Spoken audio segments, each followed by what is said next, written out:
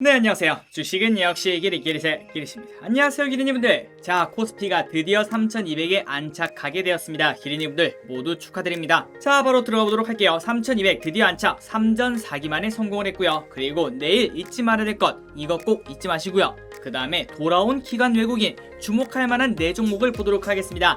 그리고 마지막으로 증시가 더 상승하기 위한 신호 3가지도 같이 보도록 할게요. 자, 매일매일 주린이를 위한 시황정리 경제뉴스 10분 정리 2021년 4월 20일 화요일입니다. 이번 주 한 주 모두 잘 보내고 계시죠? 같이 공부하시죠. 렛츠 기릿!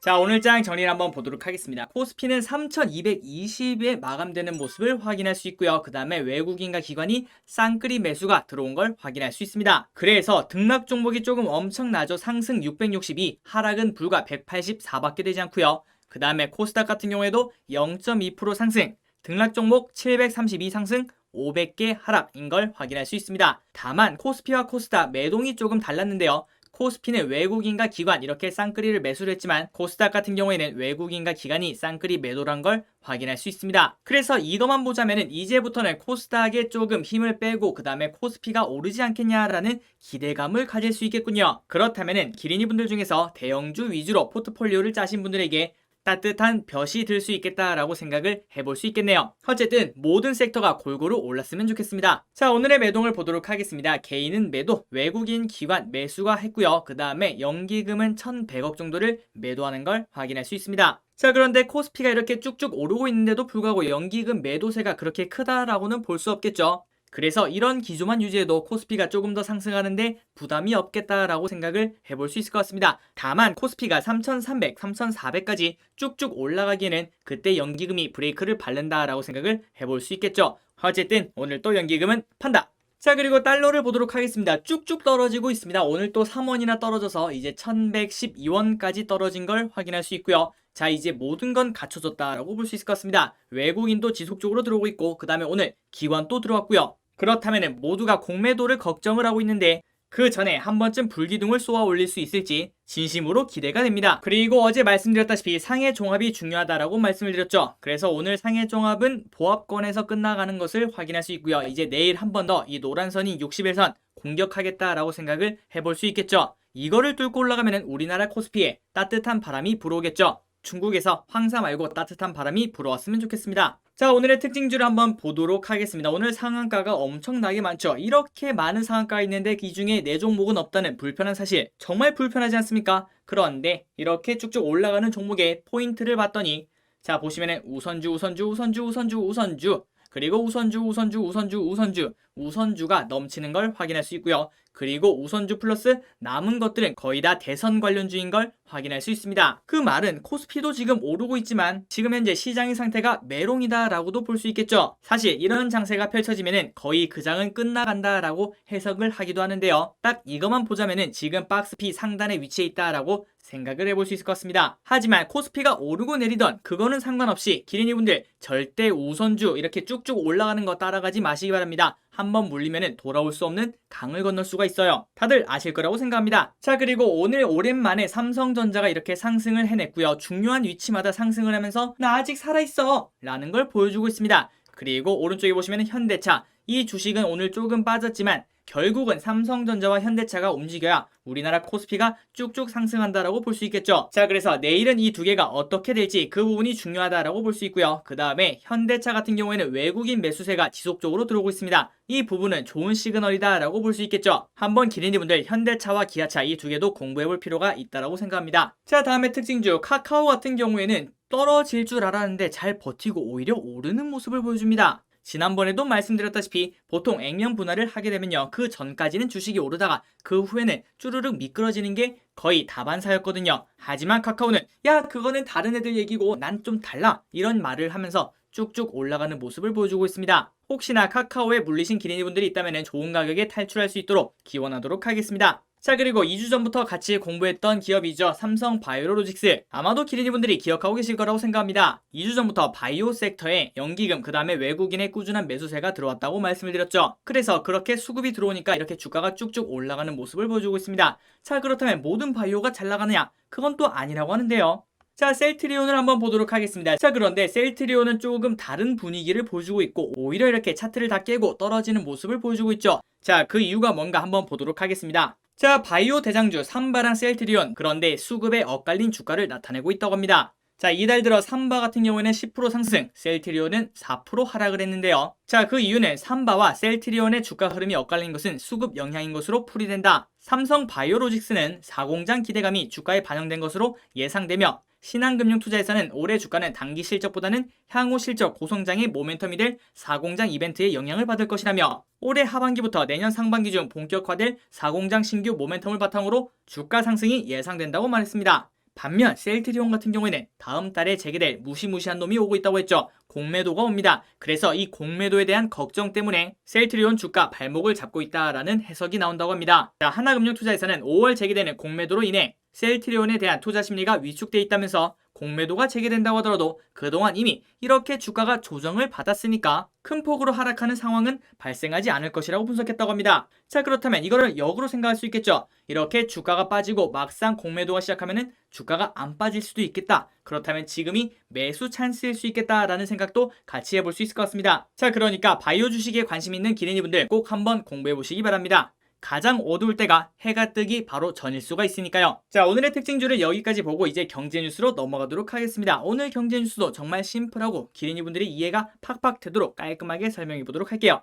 그리고 들어가기 전에 좋아요는 저 기린에게 매우 큰 힘이 됩니다. 감사합니다. 자, 불매 영업정지 통보 역풍 맞은 남양유업. 자, 지난 13일 남양유업은 자사의 발효 제품인 불가리스가 코로나19 항바이러스 효과가 있음을 확인했다는 연구자료를 발표했습니다. 동물 실험이나 임상 실험도 없이 실험 결과를 과장했다는 비판이 나왔고요. 아마도 기린이분들이 다들 알고 계실 거라고 생각합니다. 자, 그래서 세종시는 남양유업 세종공장에 대해 2개월의 영업정지 행정처분을 사전 통보했습니다. 이렇게 영업정지가 된다면 불가리스 말고도 우유, 분유, 치즈 이런 것들을 포함한 남양유업 제품의 약 38%를 생산하는 세종공장이 멈추면 매출에 큰 타격이 예상이 된다고 합니다. 자, 그렇다면 남양유업의 주가는 어떻게 되었을까요? 그리고 그 수혜를 받을 수 있는 매일유업의 주가는 어떻게 돼 있을까요? 자, 결과를 한번 봤더니 오늘 같은 경우에는 남양유업은 오히려 올랐습니다. 그리고 매일유업 같은 경우에는 지금 이렇게 힘이 없는 모습을 보여주고 있네요. 어떻게든 올라가려고 하는데 지속적으로 음봉이 나오는 걸 확인할 수 있습니다. 아직까지는 힘이 없다라고 볼 수 있겠죠. 한번 직접 투자하진 않더라도 이 남양유업 그 다음에 매일유업의 주가가 어떤 식으로 흘러갈지 그것도 한번 예측이라는 걸 해보시기 바랍니다. 아마도 기린이분들의 투자 경험 레벨업을 시켜줄 거다라고 생각을 해볼 수 있겠군요. 하나하나 쌓여서 다들 레벨업 하는 거 아니겠습니까? 자, 코카콜라 3년 만에 가격 인상한다는 소식입니다. 판매량 코로나 이전 수준 회복. 코카콜라 같은 경우에는 망할 수 있을까요? 전 세계적으로 수요가 확실하다라고 볼 수 있을 것 같습니다. 그리고 특히 더운 여름날 집에 딱 도착한 다음 땀에 막 쩔쩔 쩔어 있죠. 그때 따뜻한 물로 샤워를 합니다. 물 마시면 안 돼요. 그리고 따뜻한 물로 쫙 샤워를 해가지고 온몸에 갈증이 막 타오를 때, 그때 냉장고에 있던 콜라를 꺼내서 꿀꺽꿀꺽 마시면은 아마 기절하실 겁니다. 물론 콜라 말고 맥주도 가능합니다. 어쨌든 코카콜라니까 방금 말했던 이 생각이 갑자기 났습니다. 자, 내용을 보도록 하겠습니다. 코카콜라 본사가 원자재 가격 상승 등을 이유로 음료 제품의 가격을 인상하기로 했다. 미국 코카콜라의 가격 인상은 3년 전인 지난 2018년 도널드 트럼프 당시 행정부의 알루미늄 관세 부과를 이유로 소비자 판매가를 올린 이후 처음이라고 합니다. 그러니까 3년 전에 가격을 올렸던 이유는 알루미늄 가격이 비싸지니까 그 캔이 비싸졌다라고 볼 수 있겠죠. 그래서 그때 가격을 올렸고, 이번에도 원자재 가격 상승을 이유로 음료 제품의 가격을 인상하기로 했다는 소식입니다. 기린이분들 코카콜라 좋아하시나요? 펩시콜라 좋아하시나요? 자, 장난삼아 만들었는데 2달 만에 9배가 상승한 도지코인 불안한 급등이 나오고 있다고 합니다. 마치 게임스탑 사태가 보인다라고 볼 수 있겠죠. 자, 가상자산 도지코인이 진짜 이렇게 생겼습니다. 이 도지코인이 국내 업비트에 상장된 지 2개월도 되지 않아 9배 이상 올랐다. 지난 주말에는 24시간 거래대금이 코스피 1일 거래대금을 초월하는 말도 안 되는 상황이 일어났다라고 볼 수 있겠죠. 자, 기린이분들, 우리나라에 그 엄청난 외국인, 기관, 연기금, 그 다음에 엄청난 개미의 매수세, 그런 것들이 섞여 있는 그 거래대금보다 이 도지코인 하나가 거래대금이 더 컸다고 합니다. 조금은 정상적이지 않다라고도 볼 수 있고, 이렇게 거래대금이 높은 이유가 뭘까요? 바로 불안해서 그렇습니다. 다들 단타만 하는 거죠. 왜냐면은 이 도지코인은 갑자기 마이너스 50%가 되어도 아이 뭐 그럴 수도 있지 그런 생각이 나올 만큼 그 정도로 변동성이 크기 때문입니다. 그러니까 그거를 몇 시간 동안 들고 있는 야수 같은 사람이 없다라고 볼 수 있겠죠. 그렇기 때문에 이렇게 거래 대금이 높다라고 생각을 해볼 수 있을 것 같습니다. 자, 그런데 이 도지코인이 비트코인처럼 어디다 쓸 수 있으면 좋겠는데 아직까지 뭐 쓸 데도 없다라고 하고요. 그 다음에 보시면 아시겠지만 도지코인은 2013년 소프트웨어 개발자인 빌리 마커스와 잭슨 팔머가 재미삼아, 말 그대로 진짜 재미삼아 만들었습니다. 그래서 어느 정도 재미였냐? 그때 당시 인기를 끌었던 일본 시바견을 이 화폐의 마스코트로 정했으며 화폐 명칭도 시바견 밈을 뜻하는 도지를 그대로 썼다고 하네요. 자, 그래서 이 부분에 대해서 많이들 걱정을 하고 있다고 합니다. 암호화폐 업체 캐슬벤처 창업자는 도지코인의 거품이 곧 무너질 수 있다고 경고했으며 닉 카터는 CNBC 인터뷰에서 도지코인은 전형적인 투기라며 도지코인에 투자한 개인들은 돈을 잃을 것이라고 말했다고 합니다. 그리고 지금 여기에는 나와 있지 않지만 도지코인의 진짜 상당수의 물량을 단 몇 명이 가지고 있다고 합니다. 만약에 그 물량이 한 번에 떨어진다면은 그때는 지옥 같은 날이 펼쳐질 수도 있겠죠. 어쨌든 도지코인이 제2의 게임스탑 사태를 유발할 수 있다라고도 볼 수 있을 것 같습니다. 자, 코스피 3수 끝에도 3200 탈환 실패, 어제까지의 얘기였죠. 그런데 오늘 3200 성공했습니다. 자, 삼성전자 중국 기관에 달렸다고 합니다. 뭐가요? 이제 3200을 돌파하고 지속적으로 상승하기 위해서요. 자, 최근 1개월 코스피 지수 추이를 보면 우상향인 걸 확인할 수 있죠. 이런 식으로 쭉쭉 올라가고 있고 지금 현재 3일째 위에서 조금 저항을 받는 듯한 느낌을 보여주고 있는데 오늘 쌍끌이 매수로 올라온 걸 확인할 수 있죠. 자, 그래서 금융투자업계에서는 코스피가 탄력을 받기 위한 변수로 대장주 삼성전자의 주가 향방을 최우선으로 꼽았다. 당연합니다. 첫 번째 올라가려면 당연히 삼성전자가 올라가야 된다라고 볼 수 있겠죠. 그런데 아까 보시다시피 오늘 오랜만에 삼성전자가 0.7% 정도 상승을 해냈습니다. 내일 또 상승을 해내겠죠. 자, 하나투자연구원은 삼성전자 주가는 1분기 실적 발표 이후 코스피 200에 비해 지지부진했다면서 투자자들이 삼성전자 2분기 실적 모멘텀이 다른 기업들보다 약하다고 판단한 것이라고 설명했다고 합니다. 하지만 기린이분들도 아시다시피 주가는 한 달 뒤, 두 달 뒤를 보고 움직이는 게 아닙니다. 최소 6개월, 길게는 1년 뒤를 보고 움직이는 거겠죠. 자, 기린이분들 그렇다면 지금 삼성전자 1년 뒤에 지금보다 성장해 있나요? 아니면은 아직 성장하지 못했나요? 그거를 생각하신다면은 지금 현재 기린이분들의 투자 방향을 정할 수 있다라고 볼 수 있을 것 같습니다. 자, 그리고 하반기 메모리 반도체 사이클에 대한 기대감이 높아지고 있어 삼성전자가 증시의 상승 동력으로 작용할 것이라는 전망은 여전히 유효하다. 신한금융투자에서는 삼성전자는 연초 미국 오스틴 공장 가동 중단, 스마트폰 출하량 둔화 우려 등으로 주가가 부진했지만 디램과 낸드플래시 업황 호조에 따라 실적 개선이 계속될 것이라고 전망했다고 합니다. 자, 그리고 삼성전자 말고 두 번째는 중국을 봐야 된다고 하는데요. 중국 증시에 의미 있는 반전 또한 주요 관전 포인트다. 신한금융투자에서는 주가지수 레벨업과 강세장 지속을 위해서 중국 수요 회복에 따른 경기 민감주와 반도체를 중심으로 한 IT 업종 추세 상승이 동반돼야 된다며 국내 증시에 중국의 역할이 더욱 중요해졌다고 강조했습니다. 그리고 최근 보셨다시피 중국 증시가 반전 분위기를 보이고 있는 점이 긍정적이라고 하네요. 자, 지금까지 삼성전자, 중국, 그리고 마지막이 뭐냐? 바로 기관이 매수세인데요. 연초 이후 줄기차게 팔자 행렬을 이어가는 기관의 포지션 변화도 주목할 대상이다. 오늘 오랜만에 기관이 들어온 걸 확인할 수 있습니다. 그렇다면 내일 장 초반에 기관이 들어오는지 안 들어오는지 그것도 한번 살펴보자면 앞으로의 장이 어떤 식으로 흘러갈지 그것도 체크를 해볼 수 있을 것 같습니다. 그리고 최근 연기금이 국내 주식 비중에 조절에 들어간 만큼 기관 투자자들의 매도세가 진정될 가능성에 시장은 주목하고 있다고 합니다. 자, 다음 뉴스입니다. 코로나 1년 호프집, 간이주점, 노래방 8,000개가 사라졌다고 합니다. 자영업자들의 눈물이 보인다라고 볼 수 있겠죠. 실제로도 밖에 나가면 저렇게 임대문이라고 붙어있는 게 정말 많은 것 같습니다. 자, 코로나 방역을 위한 사회적 거리두기가 1년째 이어지면서 문을 닫는 가게가 늘고 있다고 하는데요. 자, 거기서 순위가 있다고 합니다. 그 순위를 한번 보도록 할게요. 호프집 같은 경우가 4,157개, 정말 압도적으로 사라졌다라고 볼 수 있고요. 코로나가 터져서 밤에 장사를 못하고 그 다음에 장사를 하더라도 사람들이 당연히 적게 오겠죠. 그래서 호프집은 상대적으로 많이 피해를 받았다라고 볼 수 있고요. 그 다음에 간이주점, 노래방 이 두 개도 거의 마찬가지다라고 볼 수 있겠죠. 또한 구내식당, 옷가게도 많이들 문을 닫은 걸 확인할 수 있습니다. 자, 매수로 돌아선 외국인 기관 관심 동시 받는 업종은 자, 코스피 4월 외국인 기관 동시 순매수 업종 및 규모를 보시면은 의약품이 높은 걸 확인할 수 있고요. 그 다음에 의료 정밀, 비금속 광물, 건설업, 기계 이런 식으로 높은 걸 확인할 수 있습니다. 그리고 그렇게 쌍끌이 매수가 들어오니까 기간 수익률은 당연히 좋을 수밖에 없겠죠. 자, 한국거래소에 따르면 외국인은 이달 들어 이날까지 2조 6천억을 순매수했다. 순매수 기조가 유지돼 이번 달을 마감한다면 월별 기준 지난해 11월 이후 5개월 만에 순매수 전환이다. 같은 기간 기관은 3조를 순매도했는데요. 하지만 지금부터 이제 매수가 들어온다면 한 번 더 주가 레벨업이 가능하겠죠. 자, 신한금융투자에서는 거래대금에서 차지하는 매매 금액으로 계산한 매매 비중은 수급 주체의 관심도라고 볼 수 있는데, 매매 비중이 감소한 상황에서 순매수가 개선될 경우 주가는 더 강한 상승 탄력을 보여왔다고 설명했다. 대연구원은 에너지와 IT 가전이 기관과 외국인이 그간 관심이 없었다가 최근 매수가 유입되는 곳이라고 전했다고 합니다. 그리고 기관의 관심은 철강과 증권, 외국인은 반도체와 디스플레이로 나타났다고 합니다. 자, 그래서 종목별로 보자면 이달 들어 외국인과 기관의 순매수 상위 20위 안에 공통으로 올라가 있는 종목이 있다고 하는데요. 바로 LG화, 아까 보셨던 삼성바이오로직스, 현대차, 기아가 있다고 합니다. 자, 그렇기 때문에 지금 현재 약간 바닥을 긴다라고 생각할 수 있는 게 현대차랑 기아인데요. 이 두 개를 충분히 공부해 볼 필요가 있겠죠.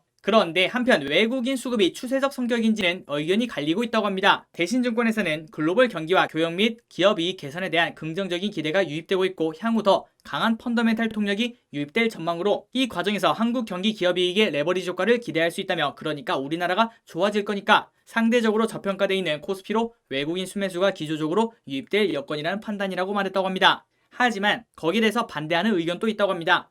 KTB증권에서는 이번 외국인 수급 시그널은 신흥국 증시의 펀더멘탈 우위보단 최근 3월 리밸런싱에 따른 일시적인 수급상 키 맞추기로 판단돼, 외국인 수급은 우리나라가 좋아서 들어오는 게 아니라 그냥 단순히 이쪽 풍선이 커지고 이쪽 풍선이 작아졌으니까 거기서 매수가 들어온다라는 걸로 봤다고 합니다. 이런 식으로 어떻게 보면 주식의 전문가라고 볼 수 있는 분들이 의견이 갈리는 걸 볼 수 있죠. 그래서 이런 거 보면 역시 주식 투자는 단기간 예측은 불가능하다라는 걸 볼 수 있을 것 같습니다. 자, 최근 살리니 덕에 아웃도어가 모처럼 훈풍이 오고 있다고 하는데요. 노스페이스 부동 1위, 그리고 디스커버리가 2위라고 합니다. 그리고 3등은 K2, 그 다음에 4등은 내셔널 지오그래픽, 5등은 블랙야크, 그리고 네파, 아이더, 밀레, 이렇게 순위라고 하는군요. 자, 이렇게 갑자기 매출이 늘어나는 이유가 뭐냐? 바로 MZ 때문이다 라고 볼 수 있고요. 그리고 MZ를 제외하고도 장기적인 아웃도어 침체기에도 불구하고 지난해 코로나19 특수에 힘입어 대부분의 아웃도어 브랜드는 기대 이상의 성적을 거뒀다고 합니다. 아니, 코로나 때문에 나라가 난리였는데 갑자기 코로나 특수가 아웃도어에 있었다고? 그렇다고 하는데요. 코로나19 여파로 실내 활동 대신 실외 활동을 선호하는 분위기가 형성되면서 작년에 등산복이 엄청나게 팔리게 되었다고 합니다. 그래서 거기에 주린이처럼 산린이라고 불리는 등산층이 새롭게 유입되면서 시장 규모가 커졌다는 분석이라고 합니다. 저끼리 또 산 타는 걸 꽤나 좋아하는데요. 하지만 높이가 낮은 뭐 그런 거 있잖아요. 앞산, 뒷산, 옆산 이런 것들만 좋아합니다. 자, 내일 절대 까먹으면 안 되죠. 해성 TPC 이삭 엔지니어링이 상장합니다. 기린이분들. 자, 모두 청약하셨다면 내일 아침에 시초가 혹은 시초가에서 플러스 10분 그때쯤 매도하시면 될 거다라고 생각을 해볼 수 있고요. 하지만 예측이 불가능한 부분이겠죠. 혹시 야수의 심장을 가지고 있다면 지속적으로 한번 살펴보시고 좋은 가격에 매도하시길 바랍니다. 자, 일본 같은 경우에 오늘 크게 떨어졌다고 하는데요. 그 이유가 뭐냐? 그걸 한번 봤더니, 자, 니온 게자의 신문에 따르면 오사카부는 이날 일본 정부의 긴급사태 선언 발령을 요청할 전망이다. 도쿄도도 같은 요청을 검토하고 있는 것으로 전해진다고 합니다. 그 이유는 바로 코로나 때문이겠죠. 지금 이제 올림픽을 코앞에 두고 있다라고 생각을 해볼 수 있을 것 같은데요. 하지만 4차 대유행 조짐이 나타나고 있다고 합니다. 지난 17일에는 하루 동안 4,798명이 감염됐고 지난 18일은 4,000명이나 보고됐다고 하는군요. 자, 그래서 니케이 같은 경우에는 지속적인 우상향은 하고 있지만 한번 이렇게 차트를 깨고 내려가는 모습을 보여주고 있습니다. 이렇게 니케이가 좀 더 떨어진다면은 괜히 우리나라까지 휘말리는 거 아닌가 그런 걱정이 되는군요. 자, 오늘의 리포트를 한번 몇 개 보도록 하겠습니다. 일단 첫 번째 CJ CGV 정말 간단하게 보도록 할게요. 할리우드 대작 개봉 소식이 목표 주가 상승. 그런데 투자 의견은 보유라고 합니다. 자, 28,000원으로 상향을 했고, 그런데 아직까지는 미흡한 재무 건전성 때문에 투자 의견은 보유를 유지한다. NH투자에서는 최근 고질라 vs 콩을 비롯해 중국 로컬 신작 개봉으로 관람객 수 회복이 가시화됐다며 영업 개선의 열쇠가 바로 신작 개봉임을 확인했다고 합니다. 그리고 올해 극장가에는 4달 분노의 질주 9에 이어 7월 블랙 위도우 등 할리우드 대작 개봉 소식이 있다고 합니다. 그런데 이런 걸로는 조금 약하지 않을까? 아이언맨이 살아 돌아와야 되지 않을까? 라고 생각을 조금은 해볼 수 있겠군요. 어쨌든 CGV 조금씩 회복을 하고 있다는 소식이었습니다. 그런데 아까 목표가를 보시면 28,000원 거의 그 근처인 걸 확인할 수 있죠. 어느 정도 다 선반영이 되어 있다라고도 볼 수 있겠죠. 그리고 기린이분들이 실적을 보시면 아시겠지만 코로나 전부터 CJ CGV 실적이 말도 안 되게 메롱인 상태였습니다. 그렇기 때문에 그 실적 한 몇 년 전에 그 과거의 영광을 다시 찾아올 수 있는가, 그게 이제 관건이 될 것 같습니다. 자, 다음 기업은 CJ 대한통운입니다. 2분기부터 택배 단가 인상 효과를 볼 수 있다라고 하는데요. 목표가는 22만원을 유지했고 그 다음에 매수를 외쳤다고 합니다. 자, 이번 달 소형 박스 계약 단가 250원을 인상 진행 중이라고 하며 2분기부터 택배 단가 상승 효과가 반영돼 분기당 1,000억 원 규모의 영업이익 창출 능력을 회복할 것이라고 내다봤다. 그런데 쿠팡발 물류업 경쟁구도 심화에 대해서는 우려 요인이라고 짚었다고 합니다. 어쩔 수 없이 출혈 경쟁이 나올 수밖에 없겠죠. 자, 그래서 CJ 대한통운 22만원까지는 아직 많이 남은 걸 확인할 수 있죠. 그리고 지속적인 우상향을 조금씩 하고 있는 걸 확인할 수 있습니다. 그리고 그 전까지도 당연히 그랬지만 이번 코로나로 인해서 더욱더 우리는 택배 없이 살 수 없는 몸이 돼버렸죠. 그렇다면 그 수혜를 오롯이 다 보는 CJ 대한통운은 당연히 공부해야 된다라고 생각을 해볼 수 있을 것 같습니다. 자, 마지막 기업은 KT입니다. KT 주가 곧 한 단계 레벨업한다. 이렇게 자신감 있는 제목 있죠. 이런 것들은 꼭 봐야 된다고 생각합니다. 어떻게 말했느냐? 하나금융투자에서는 이 주가가 오래 지속되긴 어렵다며 지금 현재 주가가 쭉쭉 올라가고 있다는 걸 아마 다들 알고 계실 거라고 생각합니다. 그런데도 불구하고 이 주가가 오래 지속되긴 어렵다며 곧 주가가 한 단계 레벨업 할 것이라고 전망했다고 하네요. 자, 목표 주가는 35,000원이라고 하고요. 자, 그 이유가 뭐냐? 배당 기대를 앞으로 높일 수 있다. 지난해 1,350원이었는데 올해는 1,600원으로 늘어날 수 있다라고 볼 수 있고요. 그리고 스튜디오 지니와 K뱅크에 대해 IPO 기대감이 커지는 데에도 주목해야 된다고 덧붙였다고 합니다. 최근 KT는 미디어와 금융 사업을 강화하고 있으며 스튜디오 지니와 K뱅크가 각각 2조 원, 4조 원의 IPO를 추진한다고 가정해도 KT의 시가총액 증대에 큰 도움이 될 것이라고 전망했다고 하네요. 거의 한두 달 넘은 것 같습니다. 연기금의 1픽이라고 봐도 무방하겠죠. 그리고 외국인은 SK텔레콤을 정말 1픽으로 매수라는 걸 확인할 수 있고요. 그래서 이 리포트에 따르면은 아직까지도 더 올라갈 건덕지가 남았다라고 볼 수 있을 것 같습니다. 과연 이번 주에도 연기금이 계속 매수라고 있는지 그 부분도 체크를 해보면 좋겠죠. 자, 마지막 뉴스입니다. 비트코인 7천만원 붕괴했다는 소식을 알려드리도록 하겠습니다. 그리고 도지코인 또 470원대로 내려오게 되었고요. 자, 지금 현재 비트코인은 6,755만원에 거래가 되고 있다고 합니다.